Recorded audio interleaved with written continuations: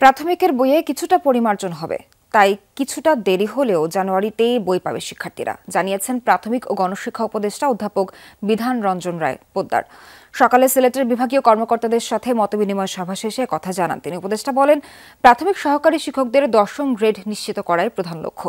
তবে এখনই তা সম্ভব নয়। এর আগে বিভাগের বিভিন্ন স্তরের কর্মকর্তারা সিলেটের শিক্ষাচিত্র তুলে ধরেন উপদেষ্টার কাছে। শিক্ষক সংকট বিভিন্ন কারণে শিক্ষাক্ষেত্রে পিছিয়ে পড়ার কথাও জানান তারা। শিক্ষার মান বাড়াতে কর্মকর্তাদের তাগিদ দেন উপদেষ্টা। বইগুলোর ক্ষেত্রে কিছু কিছু পরিবর্তন করার প্রয়োজন ছিল।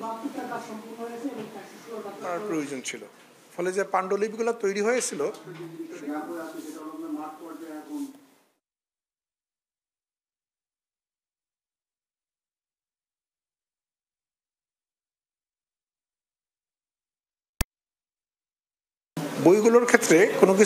কিছু কিছু পরিবর্তন করার প্রয়োজন ছিল।